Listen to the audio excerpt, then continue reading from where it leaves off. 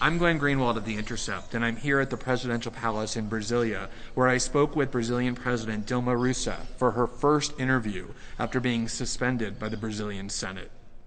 Bom dia, senhora presidente. Obrigado pela entrevista. Bom dia, querido. A última fase do processo do impeachment é o Supremo Tribunal, que tem 11 ministros, 8 que foram apontados do PT, 5 deles para a senhora. Acha que esse tribunal e suas decisões são legítimas? Olha, eu acho que as decisões do tribunal têm sido legítimas. O que eu acredito é que o tribunal não vai julgar, não é o Supremo que julga agora o meu processo de impeachment. O processo de impeachment é julgado no Senado, no Brasil. Quem preside a sessão é o ministro presidente do tribunal, o ministro Lewandowski. Então, eu espero que a presidência do Lewandowski dê um rito mais consistente ao processo. Mas se o senhor é impedido no Senado, pode pedir para o Supremo rejeitar ou definir se cometeu um crime de responsabilidade e também o Supremo poderia parar o processo, mas até agora o Supremo não fez. É possível que o processo que está sendo conduzido sob autoridade um tribunal legítimo pode ser um golpe? Veja bem, são duas coisas completamente diferentes. O processo, pela lei brasileira, transcorre no Senado. Eu posso recorrer ao Supremo Tribunal e o farei quando for adequado para a minha defesa. Mas, no ínterim, ele correrá no tribunal. Ele irá transcorrer dentro do Senado. O Senado é o tribunal correto. A partir daí, o que eu posso fazer é discutir se, vamos dizer, os procedimentos foram corretamente levantados, foram corretamente aceitos, nos deram amplo direito de defesa, não houve nenhuma, vamos dizer assim, nenhuma interrupção no processo. Nós estamos recorrendo disso. Nós não conseguimos liminar, mas as ações estão no Supremo e serão, obviamente, levadas ao Pleno do Supremo.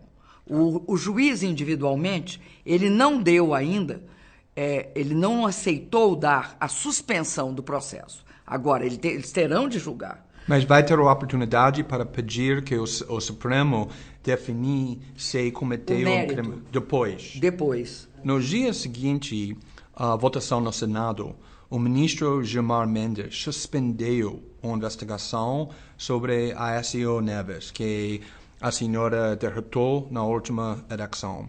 E tem muitas pessoas que viram isso e pensaram, agora esse tribunal está se comportando como um ator político e essa suspensão iniciou o processo para enterrar a investigação Lava Jato.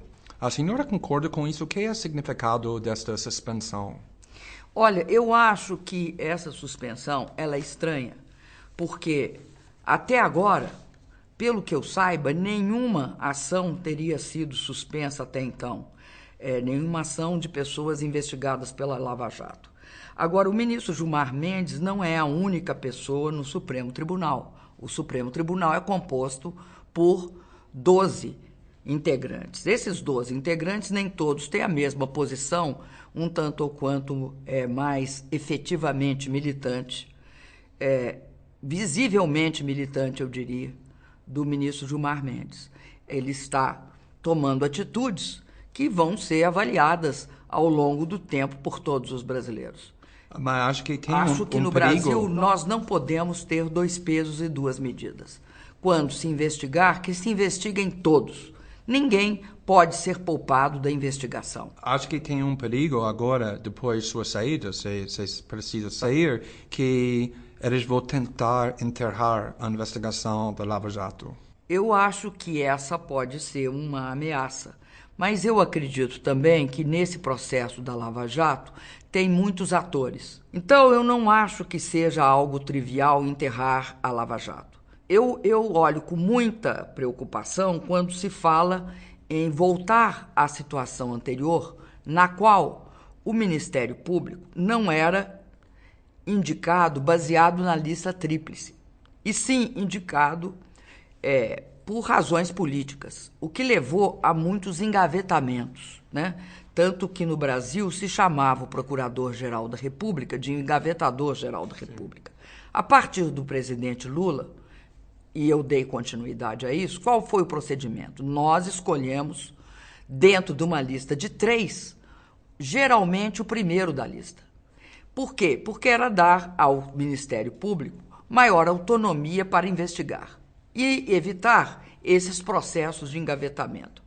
Eu acredito que hoje você tem uma estrutura, tanto do Ministério Público, quanto da Polícia Federal, quanto de segmentos do Judiciário, exemplo, o Supremo Tribunal, o Superior Tribunal de Justiça. Você tem esses segmentos com muita disposição de aceitar as investigações. Agora, como em todas as instituições, nenhuma instituição ela está acima ou seja, da situação política de um país. Tá. Todas as instituições sofrem, né, os efeitos da situação política de um país. E sobre a acusação contra a senhora, eu sei que outros presidentes, incluindo o presidente Cardoso, governadores, usavam pedaladas fiscais. Eu sei que a senhora insiste que os pedalados não são um crime de responsabilidade que poderia justificar um impeachment. Não são um crime de responsabilidade, entendo, como não são um crime contra o orçamento, nem nada. Eles não são crime. Mas não admite que é proibido pela lei da responsabilidade fiscal? Não, porque não é proibido pela lei de responsabilidade fiscal. O que ele chama de pedalada? Chama-se de pedalada um processo chamado crédito suplementar. Esse crédito suplementar está previsto na lei orçamentária. Ele é autorizado pela lei orçamentária. Em que ele consiste?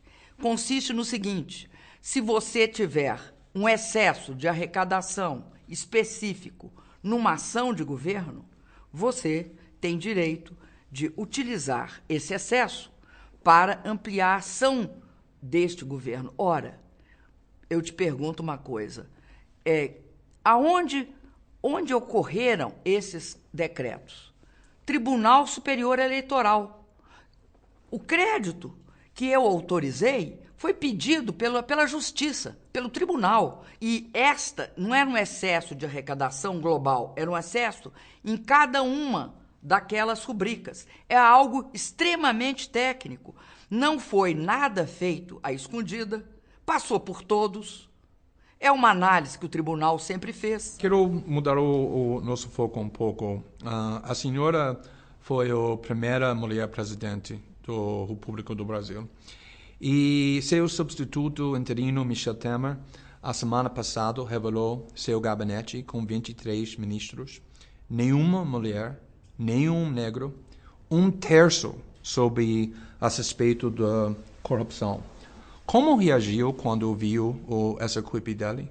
O que está me parecendo é que este governo interino e ilegítimo, ele será um governo bastante conservador em todos os seus aspectos. Um deles é o fato de que ele é um governo de homens brancos, sem negros, num país que o último censo, o censo de 2010, teve uma declaração que eu acho muito importante, que foi que mais de 50% se declarou de origem afrodescendente.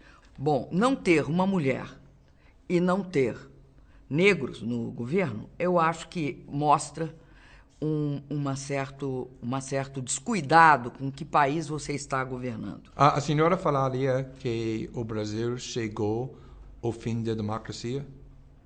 Não diria. Por que eu não diria que chegou ao fim da democracia? Porque hoje as instituições, elas podem até ter abalos, mas elas são mais sólidas do que se imagina. Eu temo hoje, porque o que acontece com um governo ilegítimo? Um governo ilegítimo, ele tenta recobrir sobre o manto de uma pseudo-ordem o impedimento da manifestação do direito de expressão e, sobretudo, mostra eu acho, um grande apetite por cortar programas sociais. Então, quero perguntar, diante de um governo que a senhora classifica como ilegítimo, acha que é correto que os brasileiros lutam contra esse governo com desobediência civil, como a senhora fez depois o golpe do 64?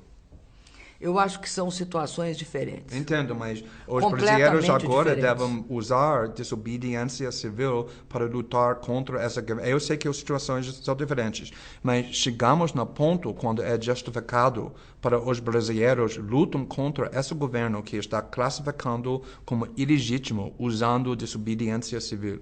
Eu acho que o que tem de fazer aqui no Brasil é lutar contra, protestar, inclusive eu acho que exercer uma pressão sobre os congressistas, acho uma pressão sobre todas as áreas sociais. Com Bolsa Família agora... Não, eu só estou tentando dar eu quero só perguntar sobre... Você vai ter de ter lutas concretas. Sim. Não é uma desobediência civil genérica. Você terá lutas concretas. As pessoas vão ter de se mobilizar das mais diferentes e variadas formas. Se você chamar de desobediência civil manifestações, eu diria que sim.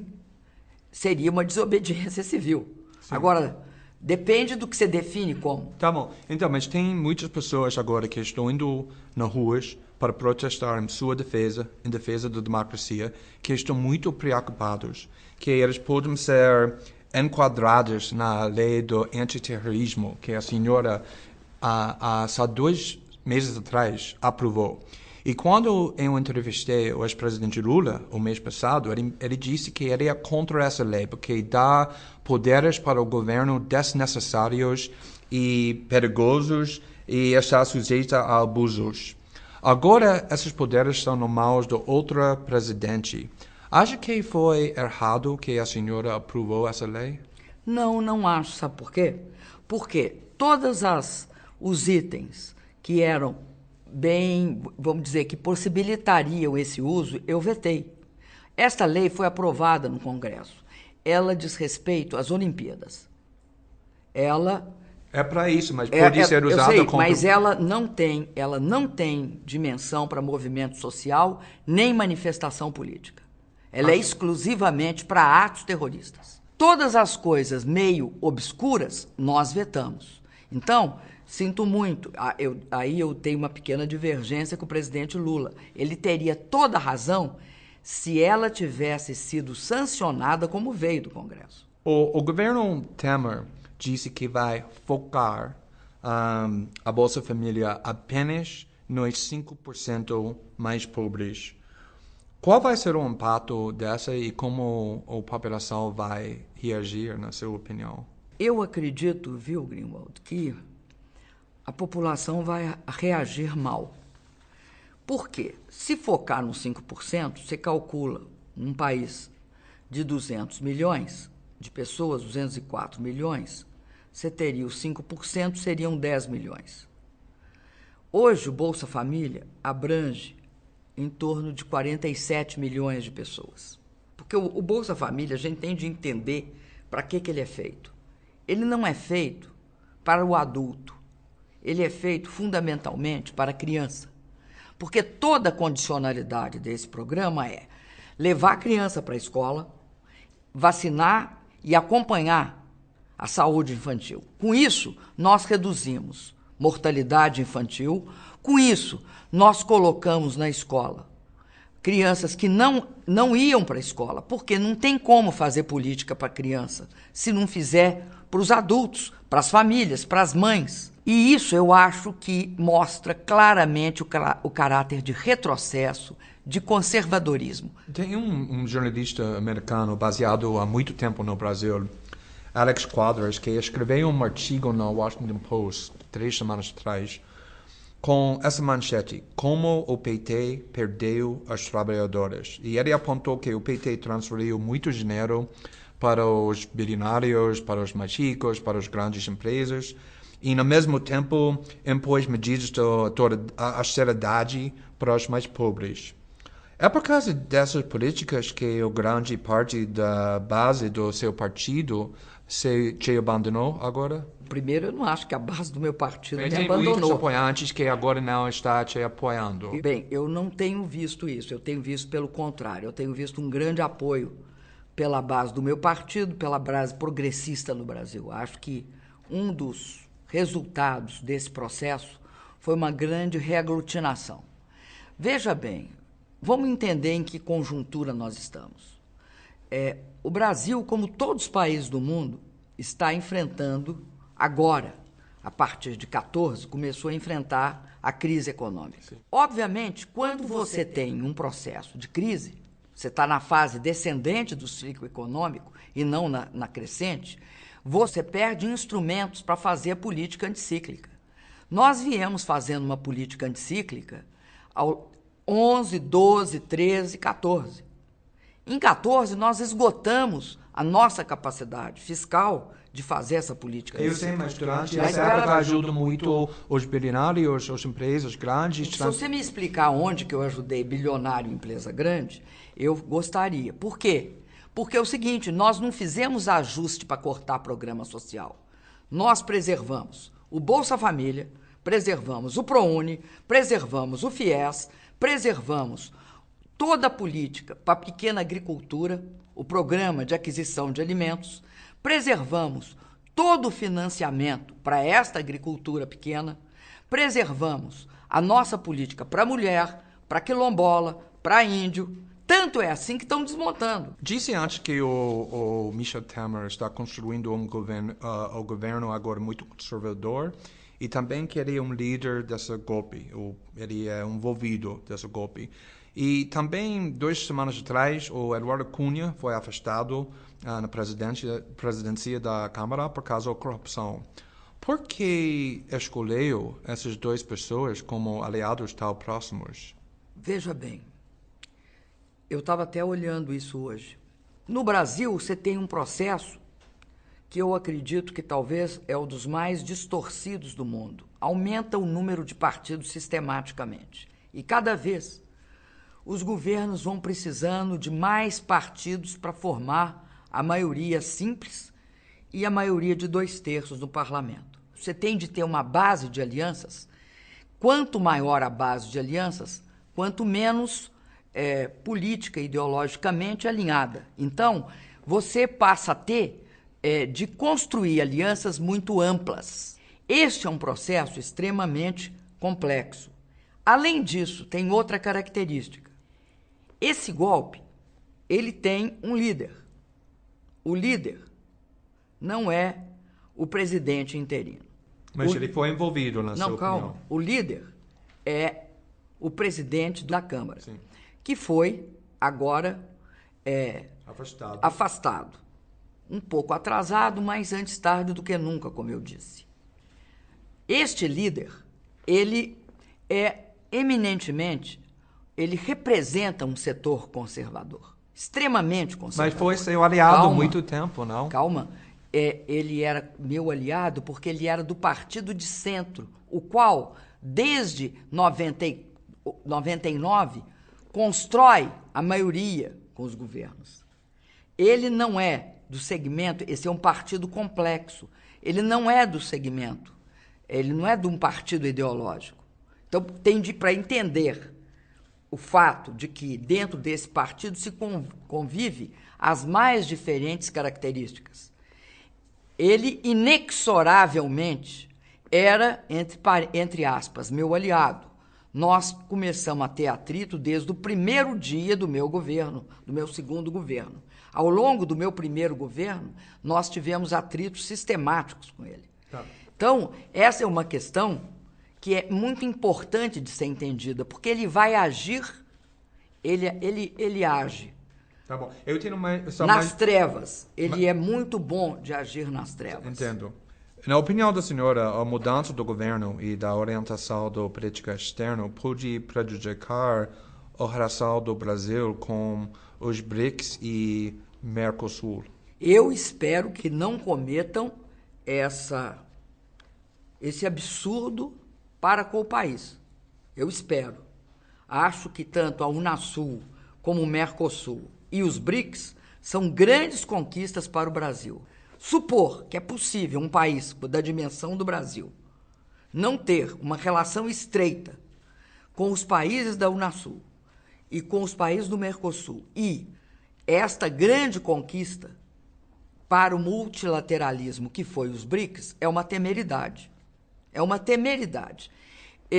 Eu acho que seria, no mínimo, uma grande ignorância da situação internacional. A senhora disse muitas vezes que vai lutar até o final o processo do impeachment. Mas se perder o impeachment e precisa sair, que é melhor, que o Michel Temer fica no poder sem aprovação eleitoral ou ter novas eleições? Você vai me permitir não te responder isso. Porque está lutando Porque eu ainda. estou lutando até o fim. Entendo. Porque você vai entender que se eu colocar uma questão dessas para mim, eu estou me desmobilizando. A senhora é conhecida como uma mulher bem forte e disse muitas vezes que não tem comparação entre o que sofreu antes e o que está acontecendo agora. Mas esta crise é bem dura para o país e para a senhora também. O que está afetando a senhora e também sua família? Olha, eu acho que afeta sim. Afeta do ponto de vista pessoal, porque eu até disse isso outro dia, no dia que eu saí, da condição de presidente operacional, porque eu sou a presidente efetiva do Brasil e é legítima. Eu acho que afeta no seguinte sentido, porque é uma injustiça. Talvez a coisa mais difícil para uma pessoa suportar, além da dor, da doença e da tortura, seja a injustiça. Por quê? Porque você fica como se você estivesse preso numa armadilha. É claro que eles passaram durante um tempo, eles falaram que eu era uma pessoa, uma mulher, eu acho que eles supuseram que eu podia renunciar. Por que eles queriam que eu renunciasse? Porque a minha presença é incômoda. Como eu não tenho conta no exterior, já me viraram do lado dos avessos. Eu nunca recebi propina. Eu não aceito conviver com a corrupção. Uma das coisas que dizem que eu sou dura é porque é muito difícil chegar a mim para propor qualquer coisa incorreta. A injustiça desse fato, a injustiça política disso, a injustiça pessoal, afeta a mim, afeta a minha família, afeta a todos nós. E eu outro dia disse que eu era vítima, não no sentido da vítima do sacrifício, mas a vítima da injustiça. Eu sou vítima da injustiça. Senhor presidente, muito obrigado pela entrevista. Muito obrigado.